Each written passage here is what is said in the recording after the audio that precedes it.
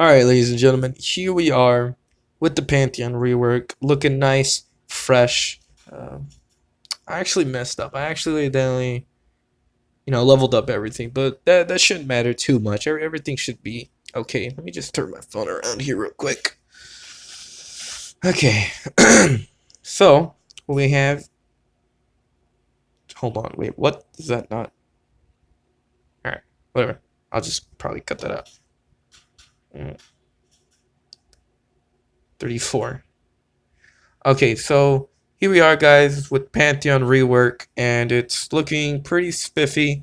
So, right now, what I'm just gonna show you is just a couple things, just to tell you, like, oh, you could do this, you can do that, just so you have that heads up, when you're playing Pantheon. Because a lot of people obviously don't know this shit because no one's gonna play a rework champion because a lot of people don't really give a shit.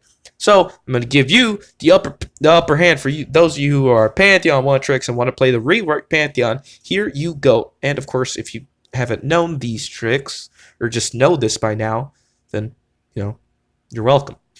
But anyways, Pantheon's Q is very, very simple. It's literally just Pike's Q, except it's not a hook, it's a projectile. See here? Okay. If you tap it, right, it just thrusts forward and pokes out, just like Pike's Q, okay? Except with Pantheon, his Q with the tap can reach around 3 to 4 minions, 5 stretching it a little bit. But just to let y'all know, yeah, the tap on Pantheon's Qs can reach pretty far. And then, of course, there's holding the actual skill shot.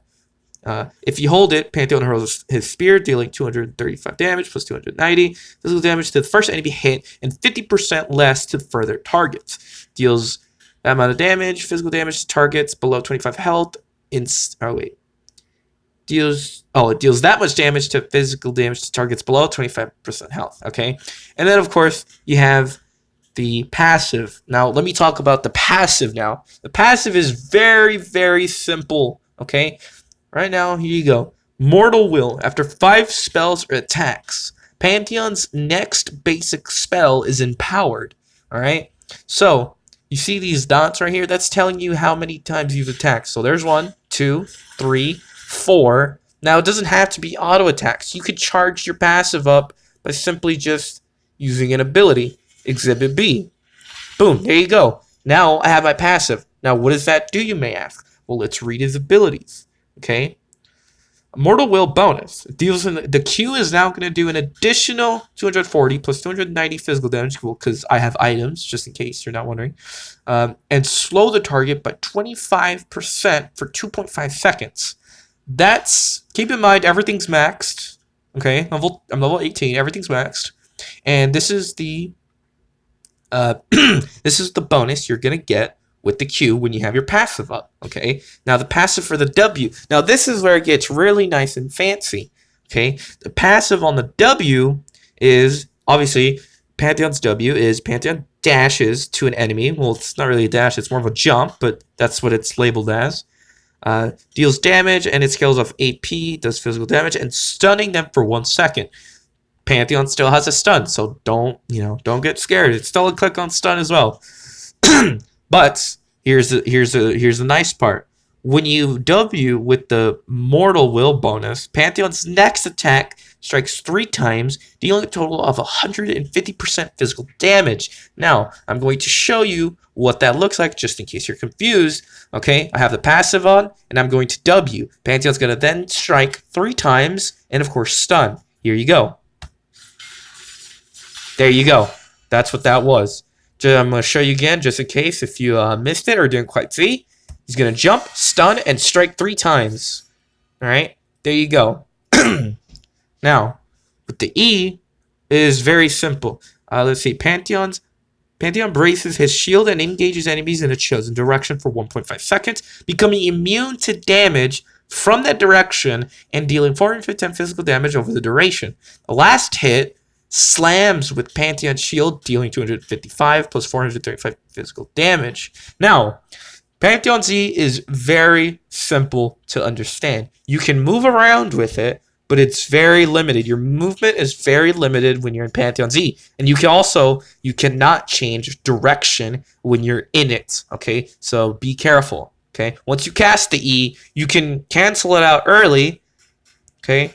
But while you're in the E, you cannot change your direction. For instance, if I'm facing this way that I'm facing and I cast the E right now, I can only move in that general direction and, of course, left and right. But I cannot face this way or, like, turn around and face the other direction like that. You know? Like, if I was, if I was casting it this way, I will not be able to, like, turn around, so to speak. Right? You can move in this or in that direction while still facing the direction that you casted it. Okay? And now, sorry about that. If you didn't notice, obviously, Pantheon is just shooting a bunch, and then he thrusts forward his shield. First, you get he's chucking a bunch of spears, and then he does another bit of damage when he thrusts the shield forward. So keep that in mind. Pantheon's E has, like, you know, 2 bits of, like, more, like, another part of it. It's not just, you know, like, just all a bunch of spears, like, you know, was his old kit, right? Keep in mind, you are immune to damage while in the front. You see that bit right there, that shield in the front? Any ability or any auto attack, anything that hits that part, you won't take damage. So if an enemy champion hits you in the front of that shield, you won't take any damage. You're immune to damage. Like, which is fucking crazy. It's not as OP as you think, obviously, because you can still take damage from behind you, obviously. But anything in front of you, as you cast the E on wherever direction you're casting it, you are immune to damage from all sources, which is pretty nice. Really, really nice. Okay, so the Mortal Will bonus, your passive bonus, the duration is just increased, and of course the damage over, and then the damage over the duration is also increased. So basically, it just lasts longer. So let's see. So right now, 1, 2, 3, 4, 5. Let's see. Wait, how long did that say? Like 2 seconds. Hold on. How long does it last for? Direction for 1.5 seconds. Okay, so it lasts 1.5 seconds, and now it should last for 2.5 seconds, way longer than before. Oh yeah, way longer. Okay, so the E with the passive just makes it last longer, which is pretty useful. And then, of course, the one and only Grand Starfall, Pantheon's ultimate. The ultimate that we've all been waiting for. Okay, it's here. And it's amazing. The animation is just too cool. And here we go. You're going to get a nice look at it. Pantheon charges up. And then marks location, throws a spear down, goes down. And there you go. Now, the ultimate, Pantheon's ultimate still has an AP ratio. As if you could see right here. It deals... Okay, this is at its 3rd rank. It does, honestly, a lot of damage. I don't have AP. That's just the base scaling on the ultimate at level 3. Does 700 damage. That's a little fucking ace. But keep in mind, the only thing that does damage is the shockwave that Pantheon sends when he comes down. See that shockwave right there? That's the only thing that does damage. Nothing else in the ult does damage other than that shockwave. So bear in mind, okay? Like, just make sure you know that, okay? And so that's pretty much it. But that's really just everything to go over with abilities. Now, a little bit of some tips here with the Q. If you've noticed, Pantheon thrusts his, with the tap of the Q, Pantheon thrusts his spear, dealing 200, okay, it does damage, physical damage to enemies hit. Refunds 50% of the common spear cooldown. Keep that in mind. If you tap the Q, your Q goes on a cooldown, but 50% of the cooldown is reduced. So keep this in mind. This is going to give you a pretty big damage spike and just really outplay your opponents. Considering Pantheon is still new, a lot of people don't know his kit, and obviously a lot of people haven't read his abilities yet. The tap already does a lot of damage, obviously. Okay, so right now it's at 4.4 seconds. Okay, so if we tap it, it's at like 3 seconds. Hold on, let me take off auto refresh just in case.